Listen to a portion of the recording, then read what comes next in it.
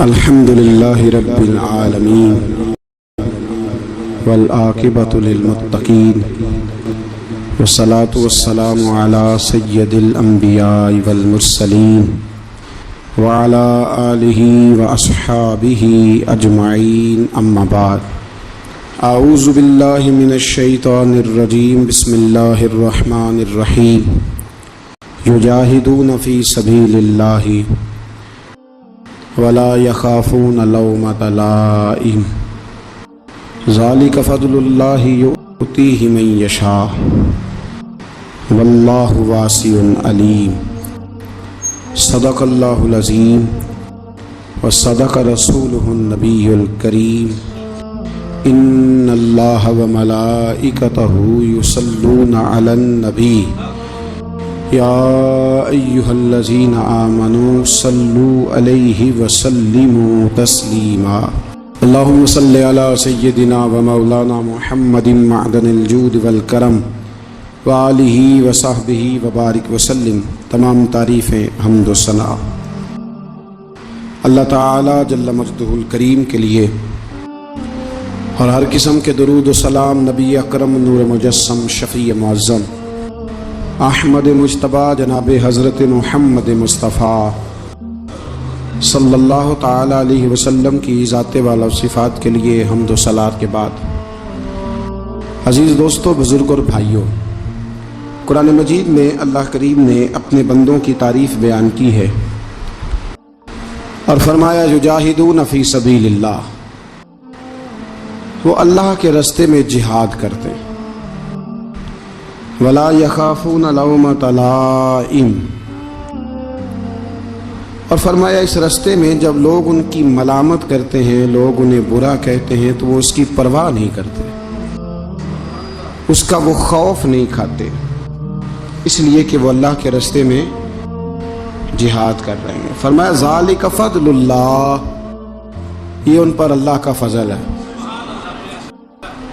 وہ کسی ملامت کرنے والے کی ملامت کی پرواہ نہیں کرتے، خوف نہیں کھاتے، تو یہ ان پر اللہ کا فضل ہے۔ یؤتیہ من یشاء، اور یہ فضل اللہ جسے چاہتا ہے عطا کرتا ہے۔ واللہ واسع علیم، اللہ وسعت والا بھی ہے اور علم والا بھی ہے۔ انسان جب بالکل ٹھیک راستے پہ چل رہا ہوتا ہے اور اپنی ضمیر کے عین مطابق وہ اپنی زندگی کے سارے معاملات کو قرآن و سنت کی روشنی کے اندر چلا رہا ہوتا ہے، اس کی خواہش ہوتی ہے کہ لوگ میرے پیغام کے ساتھ چلیں، اور اگر ساتھ نہیں چلتے تو کم از کم اس پر خوشی کا اظہار تو کریں، اس کی خواہش ہوتی ہے میرے ساتھ اول تو چلیں، چونکہ میں بات ٹھیک کر رہا ہوں، پیغام ٹھیک دے رہا ہوں، چونکہ میں ہوں حق پہ، یا تو میرے ساتھ چلیں، اگر اتنا نہیں ہو سکتا تو کم از کم شاباشی والا لفظ تو استعمال کریں، خیر والا معاملہ تو کریں۔ ہمارا مزاج کیا ہوتا ہے، ہمارا ماحول یہ ہوتا ہے کہ ہمیں اس سے غرض نہیں ہوتی کہ بندہ غلط ہے کہ ٹھیک ہے، ہمیں اس سے غرض ہوتی ہے کہ میرے مطلب کا ہے کہ نہیں، میرے مطلب کا۔ اب ہم ملامت کرتے ہیں، ہم اس سے برا کہتے ہیں، وہ بندہ ٹھیک ہوتا ہے، اس کا نقصان یہ ہوتا ہے کہ کبھی تو اس شخص کی ہمتیں ٹوٹتی ہیں، کبھی وہ پریشان ہوتا ہے، اور کبھی دین کے کام میں رکاوٹ آتی ہے۔ کبھی یہ ہوتا ہے کہ انسان چونکہ اللہ تبارک و تعالیٰ کے دین کی خاطر صحیح نکلا ہوتا ہے، تو یہ جو ملامت کرنے والا ہوتا ہے یہ پھر اس کھاتے میں چلا جاتا ہے جس کھاتے میں اکثر وہ لوگ رہے جو دین کے مخالف رہے۔ تو آپ اگر ٹھیک چل رہے ہیں، آپ کا راستہ ٹھیک ہے، آپ کا تعین ٹھیک ہے، پھر آپ کو ملامت کرنے والوں کی ملامت کی پرواہ نہ کرنا، یہ قرآن کا حکم ہے، یہ قرآن مجید کا حکم ہے، یہ نبی کریم علیہ السلام کا پیغام ہے۔ ہم کیا کرتے ہیں، ہم یہ دیکھتے ہیں کہ لوگ ذرا ملامت کرنے لگ گئے، برا کہنے لگ گئے، تو ہم اچھے کام سے پیچھے ہٹتے ہیں۔ وہ جی میں نے نا داڑھی تو میں رکھ لوں، نمازی تو میں ہو جاؤں، پر میں کاروبار کرتا ہوں، تھوڑا بہت اینچ نیچ بھی ہو جاتی ہے، پھر لوگ تانا دے، پھر لوگ یہ کہتے ہیں کہ جناب دیکھو یہ नेक हो के, दाढ़ी वाला हो के भी ये काम कर रहा है, तो मैं कहता हूँ अगर लोग ताना देंगे तो तेरा सवाब बढ़ जाएगा, तेरे अजर में अल्लाह इजाफा कर देगा। अभी अब अगर मैं ये कहूँ कि मैं ठीक हो गया हूँ, इससे नुकसान होगा, लोग मुझे बुरा कहेंगे, तो भाई अगर बुरा कहेंगे तो तेरे सवाब में करेगा, चूंकि उसके मिजाज में शरारत है। आपको क्या करना है, आपको देखना यह है कि आपका रास्ता ठीक है, आप हक पे हैं, फिर आपको शरीर की परवाह नहीं करनी, डसने वाले की परवाह नहीं करनी, रब रसूल की रिजा की तरफ देखना है, फिर अल्लाह और उसके रसूल की रिजा की तरफ देखना है, आगे बढ़ना है, जद्दोजहद करनी है, काम को जारी रखना है।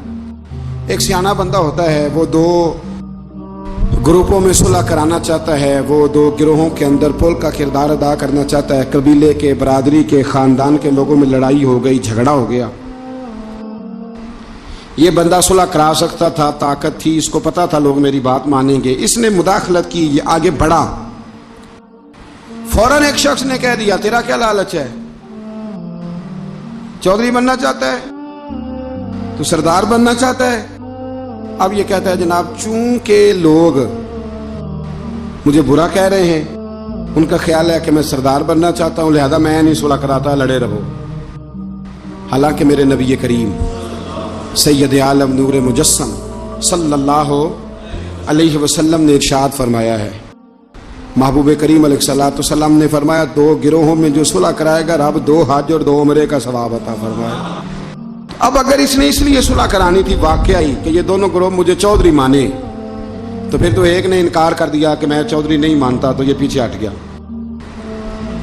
तो अगर इसलिए सुलह करानी थी कि रब 2 हज और 2 उम्रे का सवाब दे, तो फिर कोई अच्छा कहे या बुरा कहे, इसको चाहिए ये आगे बढ़े और 2 लोगों के सरों को जोड़ दे, सुलह करा दे, इत्मीनान करा दे, शऊर करा दे।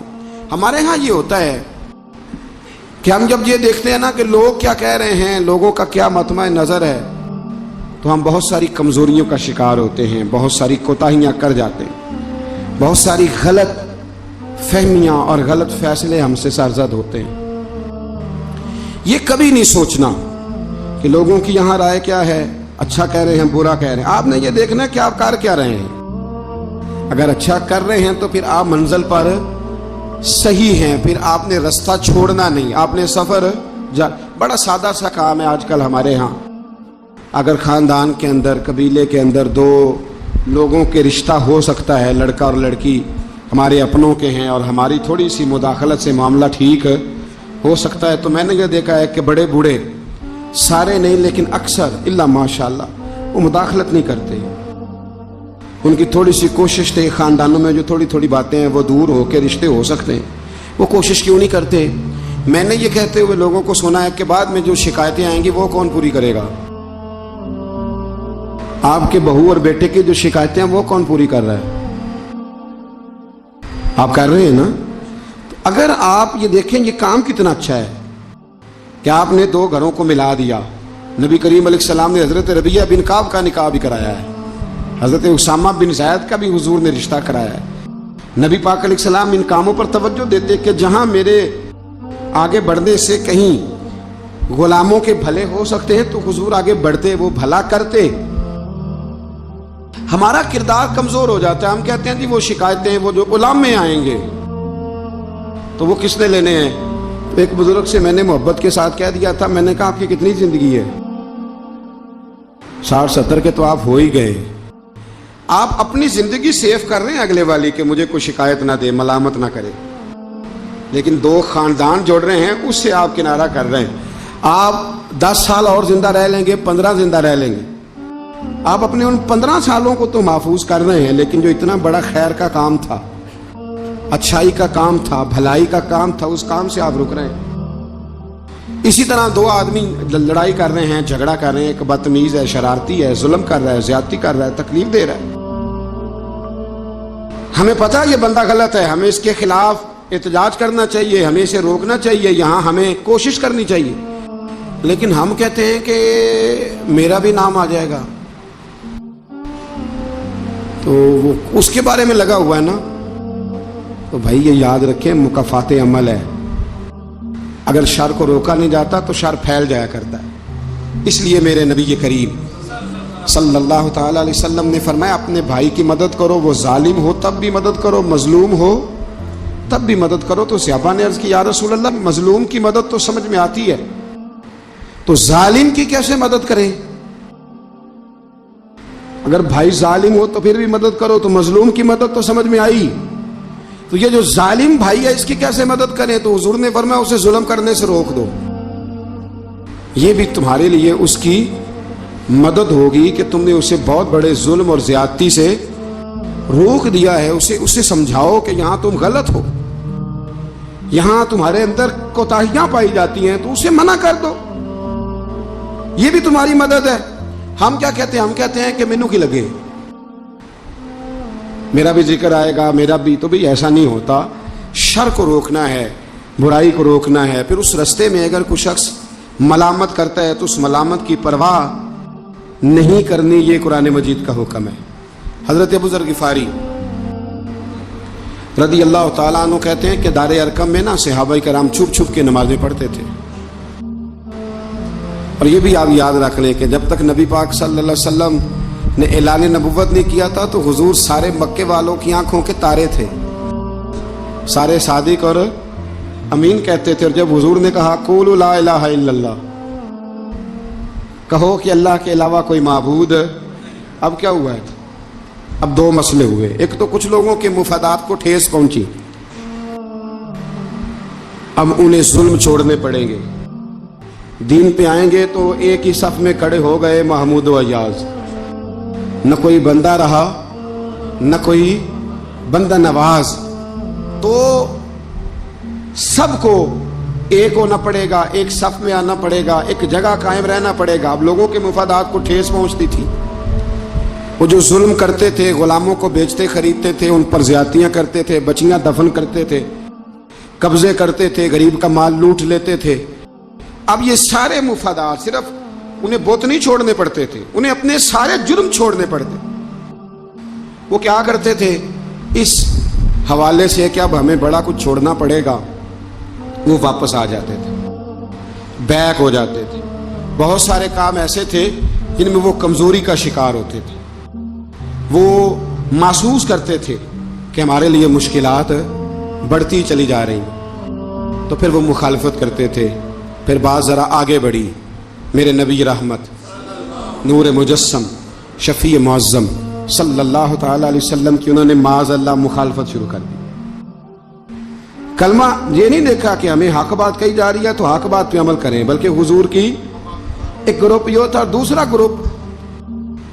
گروہ وہ تھا حضرت ابو سفیان رضی اللہ تعالیٰ عنہ مسلمان ہوئے تو وہ بیان کرتے ہیں کہ اس زمانے میں نا اخنس بن شریک نے کہا تھا ابو جہل سے کہ یار ساری زندگی امین صادق اور امین کہتے رہے ہیں، آج ان کی کان پٹیوں پہ سفید بال آئے ہیں اور انہوں نے اعلان نبوت کیا تو ہم کیوں نہیں مانتے؟ تو ابو جہل کہنے لگا یار باتیں وہ ٹھیک کرتے ہیں، کام ان کا ٹھیک ہے، لیکن مسئلہ یہ ہے کہ اگر ہم ان کا کلمہ پڑھ گئے تو پھر چودراہٹ تو اس خاندان میں چلی گئی، چودراہٹ کی بنیاد پر حق بات کی مخالفت، کہ چودراہٹ ادھر چلی گئی ہے، بڑائی ادھر چلی گئی ہے، تو حق بات کی مخالفت اس بنیاد پر لوگوں نے شروع کر دی۔ اب ملامت کی جو وجوہات ہوتی ہیں وہ یہاں حسد ہوتا ہے، یہاں دعوت ہوتی ہے، یا اس کی بنیاد یہ ہوتی ہے کہ وہ آپ کے مفادات کو ٹھیس پہنچ رہی ہے، یا محسوس کر رہے ہیں کہ بڑائیاں کسی اور طرف چلی گئیں۔ تو میرے رسول کریم سید عالم نور مجسم شفیع معظم صلی اللہ تعالی علیہ وسلم نے دار ارقم کے اندر، پہلے حضور آنکھوں کے تارے تھے، پھر یہ حالت ہوئی کہ چھپ کے دار ارقم کے اندر صحابہ نے مجھے کہا کہ باہر جا کے بتانا نہ، کہتے ہیں نبی پاک نے جب نصیحتیں کی نا تو حضور نے مجھے یہ نصیحت فرمائی کہ ابو ذر کلمہ تو نے پڑھ لیا ہے، اب لوگ تمہیں برا کہیں گے، ملامت کریں گے، پر تم نے کسی ملامت والے کی پرواہ، تم نے کسی کی پرواہ، تم نے پرواہ نہیں کرنی۔ کہتے میں نے وعدہ کر لیا۔ حضرت ابو ذر غفاری رضی اللہ تعالیٰ عنہ ارشاد فرماتے ہیں کہ میں نے حضور سے وعدہ کر لیا کہ اب میں کسی کی پرواہ۔ اب جب میں باہر نکلنے لگا تو صحابہ میں سے بعض نے مجھے مشورہ دیا کہ ابھی بتانا نہ کسی کو، کیونکہ یہاں لوگ ملامت کرتے ہیں، برا کہتے ہیں، مارتے ہیں۔ تو حضرت ابو ذر کہتے ہیں میں نے ان کی طرف پلٹ کے دیکھا، پلٹ کے اور میں نے کہا بھائی اب جو جس کے دل میں آتا ہے وہ کہے. غلامی کر لی ہے تو اب کر لی ہے, کلمہ پڑھ لیا ہے تو اب پڑھ لیا ہے. اب جس نے جو کہنا ہے وہ کہے, جو کرنا ہے وہ کرے, بات ختم ہو گئی. اب طے جو کر لیا ہے, اب تیرے ہو جو گئے, اب تیرے ساتھ نسبت ہو جو گئی تو اب تیرے ہیں. اور کہنے لگے میں نے حضور سے وعدہ کیا ہے کہ اب میں کسی کی پرواہ نہ کریں. داتا گنج بخش علی اجمیری رحمت اللہ علیہ فرمایا کرتے تھے کہ حق بات پر اور سچے رستے پر چلنے کا تو مزہ ہی تب آتا ہے جب دل ٹوٹتا ہے, جب تکلیف ہوتی ہے. تو رب فرماتا ہے مجھے ڈھونڈنا ہو تو ٹوٹے ہوئے دلوں کے پاس ڈھونڈا کرو, میں ٹوٹے ہوئے دلوں کے پاس ملتا ہوں. مجھے ڈھونڈو تو وہاں جا کے ڈھونڈو, میں ٹوٹے ہوئے دلوں میں ملتا ہوں, وہاں مجھے تلاش کرو, میں وہاں ملوں گا. جب آپ کی لوگ مذمت کرتے ہیں, جب آپ کو لوگ برا کہتے ہیں اور آپ ہوتے ہیں حق پہ, پھر مزہ کتنا آتا ہے, پھر لطف کتنا آتا ہے. آپ بظاہر تکلیف میں ہوتے ہیں لیکن وہ جو آپ کے اندر کی, اور پھر آپ کو وہ چیزیں محسوس کرنے بھی مزہ آتا ہے کہ نبی کتنی تکلیف میں رہے, رسول کتنی. ایک بات میں نے سورہ اعراف میں دیکھی, اس کو کبھی کبھی دیکھتا ہوں تو میں ورطہ حیرت میں گم ہو جاتا ہوں کہ یہ بھی ہوتا ہے. حضرت موسیٰ اللہ کے بڑے لاڈلے نبی ہیں یار, وہ پیغمبر, رب کریم کے وہ رسول کہ جن کا اللہ تعالیٰ نے قرآن مجید کے کم و بیش ہر پارے میں تذکرہ فرمایا ہے. اور اللہ کے وہ لاڈلے نبی جن کے لیے رب کریم نے دریا کو کہا کہ رستہ چھوڑ دے, 12 رستے بن گئے. اللہ کے وہ نبی جن کے لیے اللہ نے من و سلوہ نازل فرمایا. اللہ کے وہ رسول جو پتھر پر اپنا عصا مارے تو اللہ 12 چشمے پانی کا جاری فرما دے. اللہ کے وہ نبی جو اپنا عصا, اپنی چھڑی زمین پر پھینک دیں تو وہ اژدہا بن جائے. حضرت سیدنا موسیٰ کلیم, اور سب سے بڑی بات یہ جن سے رب خود باتیں فرمائے, اللہ جن سے کلام فرمائے. ابن یعقوب کو اللہ نے صورت بخشی, ید بیضا کی کلیم اللہ کو نعمت بخشی. ہر نبی کو کوئی عزت کوئی عظمت بخشی, پر میری سرکار کو بے پردہ زیارت بخشی, میری سرکار کو بے پردہ زیارت بخشی. تو نبی کریم علیہ السلام سے قبل حضرت موسیٰ علیہ السلام کتنا اللہ نے شان دیا ہے. لیکن حضرت موسیٰ کے آنے سے پہلے بنی اسرائیل کے بچے قتل ہونے لگے. آپ نے ساری بات سنی ہوئی ہے, فرعون نے خواب دیکھا تھا, پھر بچے قتل کرانے لگے کہ وہ بچہ پیدا نہ ہو. اور پھر حضرت موسیٰ تشریف لائے تو بنی اسرائیل کو کچھ جہاد بھی کرنا پڑا, اس کے فرعون کے خلاف لڑنا بھی پڑا, آگے بھی بڑھنا پڑا. تو سورہ اعراف میں مفہوم آیت یہ ہے کہ ایک دن بنی اسرائیل والے حضرت موسیٰ سے کہنے لگے کہ معاذ اللہ آپ کے آنے سے پہلے بھی ہم تکلیف میں تھے اور آپ کے آنے کے بعد بھی ہم اذیت میں ہیں. بڑا مشکل نہیں یہ لفظ کسی کا بیان کرنا کسی کے لیے, کہ آپ کے سبب سے گویا ہمارے بچے قتل ہوئے, اور آپ کے سبب سے ابھی بھی ہم تکلیف میں ہیں, ہم اذیت میں آئے ہیں. میرے بھائیوں, پھر سچ کہا تھا نا حضرت سعد بن عبادہ نے کہ یا رسول اللہ ہم حضرت موسیٰ کی قوم نہیں, ہم حضرت موسیٰ کی قوم نہیں جو آپ سے کہیں گے آپ لڑیں یا آپ کا رب لڑے. حضور ہم تو آپ کے غلام ہیں, آپ جہاں جہاں اشارہ کرتے جائیں گے ہم سر قربان کرتے جائیں گے. ہم وہ نہیں ہیں جو کہیں گے آپ لڑیں اور آپ کا رب لڑے. حضور ہم حاضر ہیں اور حاضر رہیں گے, جاننے دیں گے, گردنیں کٹائیں گے. حاضر ہیں اور حاضر, بولیے حاضر ہیں اور حاضر. غلامان محمد جان دینے سے نہیں ڈرتے, یہ سر کٹ جائے یا رہ جائے کچھ پرواہ نہیں کرتے. تو رسول کریم صلی اللہ تعالی علیہ وآلہ وسلم سے قبل آپ دیکھیے حضرت موسیٰ کے لیے اتنی بڑی بات کر دی جناب موسیٰ کی قوم, کہ حضرت موسیٰ پھر بھی دین حق کی بات کرنے سے پیچھے ہٹے. یہ اللہ کے بندوں کا طریقہ رہا ہے کہ وہ ملامت کی پرواہ, کس صوفی کو برا نہیں کہا گیا. آپ صوفیاء کے حالات پڑھ کے دیکھ لیں, ان پر فتوے ہیں, کسی پر کوئی ہے اور کسی پر کوئی ہے. آپ علماء, سب علماء کو نکال کے دیکھ لیں, کسی پر لوگوں نے کوئی چارج شیٹ لگا دی ہے, کسی پر کوئی فتویٰ دے دیا ہے, کسی پر کوئی بات کر دی. لوگ مخلوق تو فنکار ہے اس درجہ کے پل بھر میں, سنگے در کعبہ سے بھی اسنام تراشے, تم کون ہو کیا چیز ہے داغے کبابی. لوگوں نے تو مریم پہ بھی الزام تراشے. لوگ کیا کرتے ہیں, لوگ مشائخ پر الزام لگاتے ہیں، برے الزامات معاذ اللہ۔ اعلیٰ حضرت فاضل بریلوی نے بعض لوگوں پر فتوے دیے تھے، یہ بڑا مشکل کام ہوتا ہے لوگوں کی اصلاح کی بات کرنا۔ اعلیٰ حضرت نے 4 بڑے لوگ تھے جن کو لوگ بڑا جانتے تھے، ان کی غلطیوں پر انہیں تنبیہ کی اور کہا کہ اگر آپ رجوع کر لیں، توبہ کر لیں تو آپ کے لیے دروازہ بھی کھلا ہے۔ لیکن سب زور لوگوں نے اس بات پہ لگا دیا کہ وہ شدت پسند تھے، ملامت کی، ان کے خلاف کتابیں لکھی، جانے کیا کیا کہا۔ ان کی اس ایک بات کو لے کر جو کہ عین حق تھی، لوگوں نے شدت پسند کہا، اور جو فاضل بریلوی نے ساری زندگی عشق رسول کا درس دیا، جو 1000 سے زیادہ کتابیں لکھی، جو انہوں نے رسول اللہ کے ترانے لوگوں کو یاد کرائے، جو انہوں نے ہر عنوان پر قلم اٹھایا، لوگ ان کی خدمات کو بھول گئے۔ یاد رکھو، تنقید کی عینک لگا کے دیکھو گے تو ساری دنیا غلط ہی نظر آئے گی، اور محبت کے ساتھ دیکھو گے تو اللہ نے کائنات میں بڑا حسن رکھا ہوا ہے۔ رب کی مخلوق بڑی پیاری ہے، بڑی شاندار ہے، بڑی بندہ نواز ہے۔ میرے علیہ الصلوۃ والسلام کے غلاموں میں جتنے لوگ بھی تھے، ان سب کے، یہ جو ہمارا خیال ہوتا ہے نا کہ سارے لوگ ہمیں اچھا کہے، یہ خیال سرے سے درست ہے ہی نہیں۔ ساری دنیا مسلمان ہو گئی، اللہ کو ماننے لگی ہے، حضور کا کلمہ پڑھنے لگی ہے، تو آپ کو سارے اچھا کیسے کہہ دیں گے؟ جب رب رسول کے بارے میں ابھی سارے لوگ کلمہ نہیں پڑھتے، مطیع اور فرما بردار، تو آپ کا یہ دعویٰ کیسے ہے؟ آپ یہ کیسے محسوس کرتے ہیں؟ حضرت جنید بغدادی رحمت اللہ علیہ ایک شخص کا جنازہ پڑھ کے فارغ ہوئے تو لوگوں نے کہا حضور بڑا ہی اچھا آدمی تھا، ہر بندہ اس کی تعریف کرتا ہے۔ آپ فرمانے لگے غلطی ہو گئی، اس کا جنازہ نہیں پڑھنا چاہیے تھا، یہ تو ذو معنی بندہ تھا، ذو وجہین تھا، 2 منہوں والا تھا، جس کے پاس جاتا تھا اسی کا ہو جاتا تھا۔ اس نے تو سب کو راضی رکھنے کی پالیسی اختیار کی ہوئی تھی، لہذا یہ درست نہیں تھا۔ اگر یہ بندہ سچا ہوتا، حق بات کہتا، تو لوگ اس کے مخالف بھی ہوتے، اگر یہ صحیح راستے پر ہوتا تو لوگ اسے برا کہنے والے بھی ہوتے۔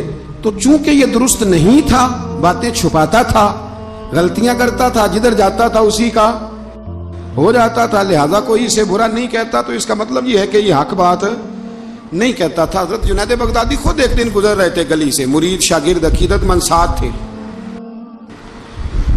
تو ایک شخص نے آپ سے کہا معاذ اللہ ثم معاذ اللہ، کہنے لگا او زندیق، یعنی اے بے دین، او زندیق۔ جب اس نے یہ لفظ کہے نا تو آپ کے شاگردوں کو بڑا برا لگا، غصہ آیا۔ حضرت جنید بغدادی رحمت اللہ علیہ نے پلٹ کے اس شخص کی طرف دیکھا تو آپ ہنسے، فرمانے لگے یار سارے بغداد کو میرا ایک ہی نام یاد تھا کہ میں دیندار ہوں، تو نے اچھا کیا ایک اور نام بھی یاد کرا دیا ہے۔ چلو ایک اور نام بھی لوگوں کو یاد ہو گیا، پہلے سارے بغداد کو میرا بولیے ایک ہی نام پتا تھا کہ جنید بڑا اچھا کیا تو نے۔ حضرت مولانا ظفر الدین صاحب بہاری ملک العلماء، انہوں نے بخاری کی شرح لکھی ہے، اعلیٰ حضرت رحمت اللہ علیہ کے خلیفہ تھے مولانا ظفر الدین بہاری رحمت اللہ تعالی علیہ۔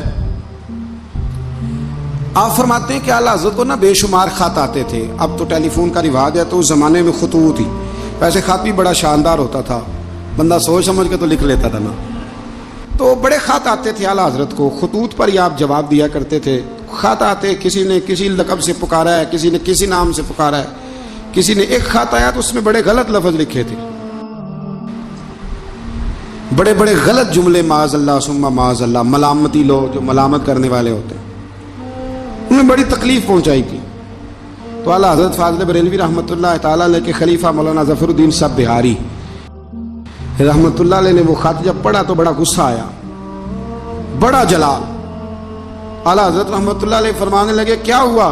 عرض کی اور اس نے بڑے برے لفظ لکھے ہیں، میں اس پر مقدمہ کروں گا، کیس کروں گا، عدالت جاؤں گا۔ تو اعلیٰ حضرت فرمانے لگے وہ پہلے جس نے پیارے لفظ لکھے ہیں پہلے اس کے لیے انعام کا اعلان کرنا، پہلے کوئی جائیداد دے، کوئی تحفہ دے، پھر اس پر مقدمہ بھی کر لینا۔ فرمایا اگر اتنے لوگ اچھا کہہ رہے ہیں تو 2-4 ایسے ہیں بھی، تو میں یہ کہا کرتا ہوں کہ چلو نظر نہیں لگتی، کیا ہوتا ہے بولیے، اللہ کرے آپ کو سمجھ آئے، چلو نظر نہیں لگتی، کو دو چار ہوں بھی تو نظر کوئی حرج نہیں، نظر نہیں لگتی۔ اعلیٰ حضرت فرمانے لگے یا تو ان کو انعام دو، ان کے نام جائیداد کراؤ، تو پھر تکلیف دینے والوں پر مقدمے بھی کر لینا، تو اگر وہاں تمہیں انعام نہیں دے رہے تو پھر یہاں تمہیں مقدمہ کرنے کی حق بات پر، سچی بات پر آپ مستقل مزاجی اختیار کریں، آپ ٹھہریں۔ پھر آپ کو کوئی کیا کہہ رہا ہے، کوئی آپ کے بارے میں کیا بیان کر رہا ہے، پھر آپ اس بات سے نکل آئیں، پھر آپ اس سے نکلیں۔ میرے نبی رحمت، نور مجسم، شفیع معظم صلی اللہ تعالی علیہ وسلم طائف کے بازار بھی چلے گئے تھے، عکاظ کی منڈیوں میں بھی حضور چلے گئے۔ نبی پاک نے کافر کے ہر سوال کا جواب دیا، اور جب دین کی تکمیل ہونے لگی مدینہ منورہ میں تو کافر ختم ہوئے تو منافق کھڑے ہو گئے۔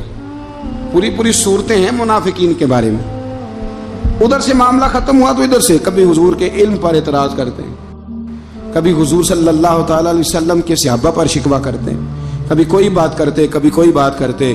لیکن میرے حبیب کریم علیہ السلام نے ہمیشہ ڈٹ کر، کھڑے ہو کر، استقامت کے ساتھ ہر بات کو سنا، اور امت کو یہ پیغام دیا کہ تم نے سچی بات پر کھڑے رہنا ہے، تم نے دائیں بائیں پلٹنا نہیں ہے۔ امام احمد بن حنبل رحمت اللہ ہے، امام احمد بن حنبل بہت بڑے امام تھے، 14 جلدوں میں کتاب لکھی آپ نے حدیث پاک کی، مسند امام احمد بن حنبل، اور کلیجہ ٹھنڈا ہو جاتا امام صاحب کی تحریریں پڑھ کے۔ اتنے بڑے آدمی، ہر دور میں کوئی نہ کوئی فتنہ پیدا ہوتا ہے، تو فتنہ اس طرح پیدا ہوتا ہے کہ لوگ دین کا نام لے کے بعض اوقات فتنہ کرتے ہیں۔ مرزا غلام محمد قادیانی جب آیا تھا تو وہ تشریحات ہی کرتا تھا معاذ اللہ دین کی، کبھی اپنے آپ کو محدث کہتا تھا، کبھی مفسر کہتا تھا، پھر آہستہ آہستہ وہ مجدد بننے لگا، پھر کہنے لگا میں ذلی نبی ہوں، بروزی۔ پھر اس بے ایمان نے کھل کر اپنے باطن میں چھپی ہوئی ہر غلاظت کا ذکر کرنا شروع کیا۔ تو دین کے اندر داخل ہو کر دین کا نام لے کر جو فتنے برپا کیے جاتے ہیں، اللہ تعالیٰ ان سے محفوظ فرمائے، اللہ تعالیٰ ہمیں محفوظ فرمائے۔ دین کا نام لے کر، لبادہ اوڑھ کر، لائسنس لے کر دین کا جو فتنے لوگ برپا کرتے ہیں، بڑے خطرناک، بڑے خوفناک وہ بھی فتنے ہوتے ہیں۔ حضرت امام احمد بن حنبل کے زمانے میں ایک فتنہ اٹھا تھا خلق قرآن کا، خلق قرآن کا، کہ قرآن اللہ کی تخلیق ہے یا اللہ کا کلام ہے۔ لوگ گنجائشیں نکالتے ہیں نا اس طرح کے جملے کہ لوگوں کو کیسے قرآن پاک سے یا حضور کے فرمان سے یا دین سے دور کیا جائے، تو تعویلات کرتے ہیں۔ ایک فتنہ تھا، امام صاحب نے ڈٹ کے فتویٰ دیا کہ قرآن مجید اللہ کا کلام ہے، یہ اللہ کا کلام ہے، حضور علیہ السلام پر نازل ہوا ہے۔ امام صاحب نے اعلان کیا، ڈٹے، تو بادشاہ وقت نے آپ کو قید کر دیا، پولیس بھیجی، امام صاحب کو پکڑ کے لے گئی۔ جیل میں جانا کو برا نہیں، سارے جیل میں قیدی برے نہیں ہوتے، جیل میں تو حضرت یوسف بھی رہے ہیں، حضرت یوسف علیہ السلام بھی جیل میں، سارے لوگ جرم کر کے نہیں آئے ہوتے، کچھ عدل کر کے بھی جیل میں آئے ہوتے ہیں۔